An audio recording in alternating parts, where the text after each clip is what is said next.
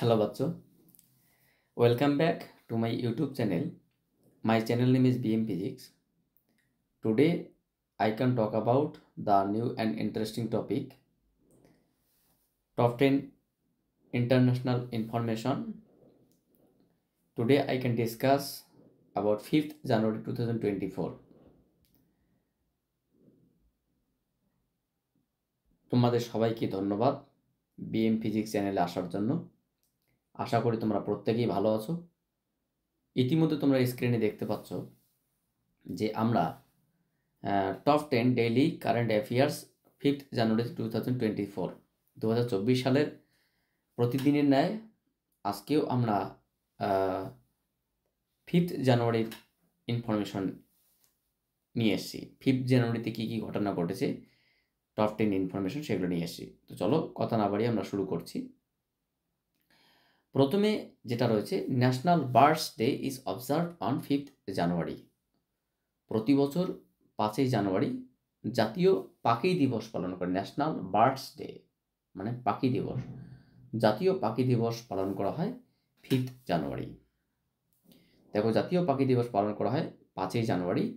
Question কী হতে পারে এখান থেকে, যে জাতীয় পাখি দিবস পালন করা হয় কবে? 5, 6, 7, 8ই জানুয়ারি। অবশ্যই option number A is the correct answer, 5th January.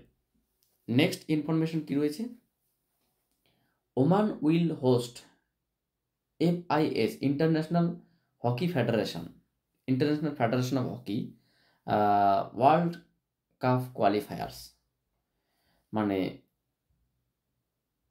International federation of hockey world cup qualifiers হিসেবে ওমান 5 তারিখে এটাকে হোস্ট করবে।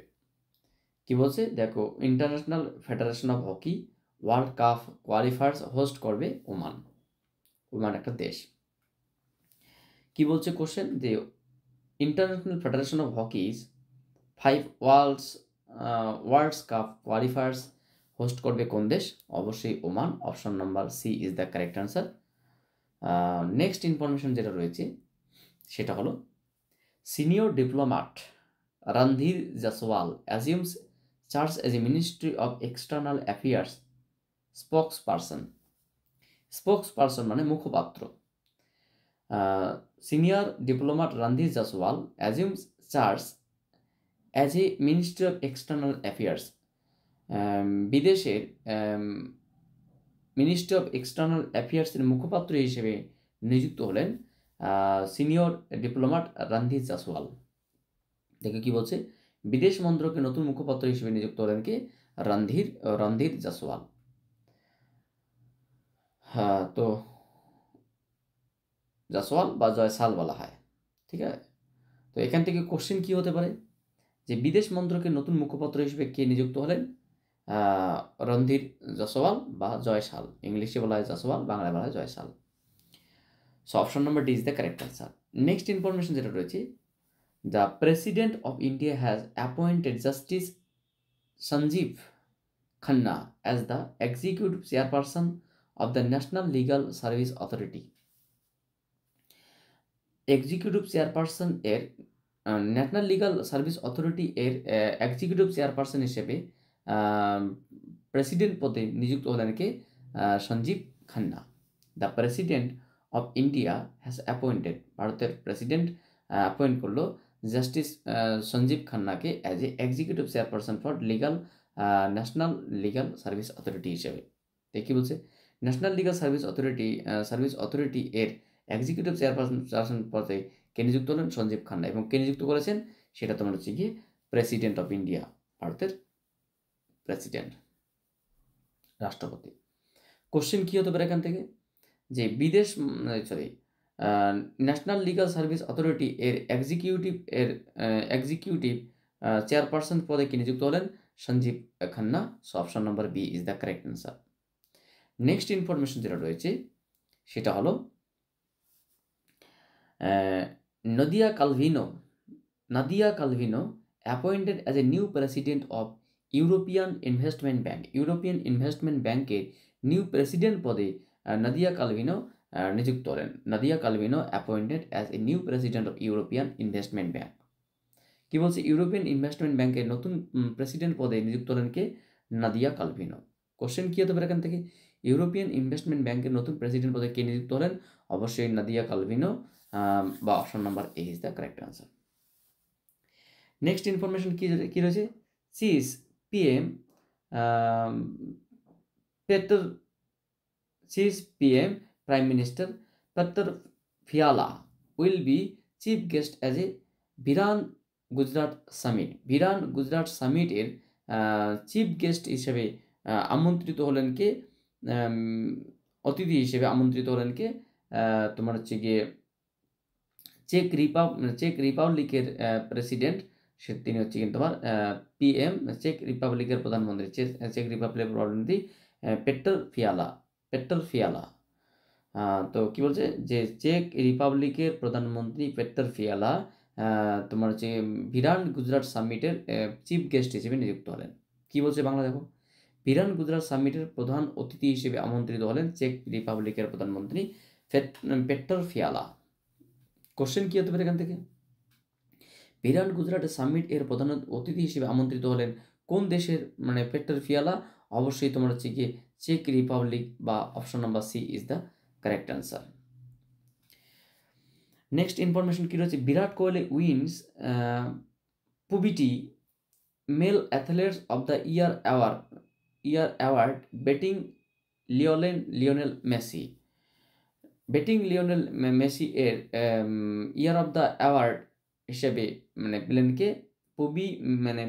পুবিটি male athlete of the year award beating Lionel Messi পেলেন কে? বিরাট কোহলি। তোমার হচ্ছে Pubity male athlete of the year 2023 এর জিতলেন কে?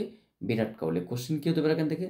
যে Pubity male athlete of the year award 2023 কে জিতলেন?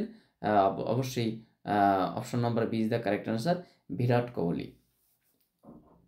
নেক্সট ইনফরমেশন কি রয়েছে?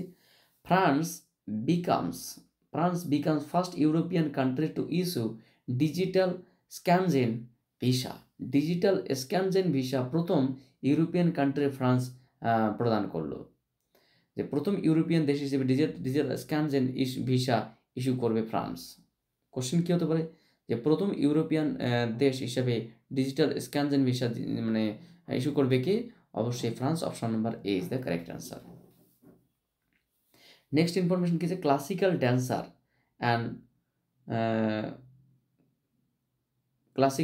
And choreographer classical dancer and choreographer Vasanth Lakshmi Narasimhachari as presented with Nitya Kalinidhi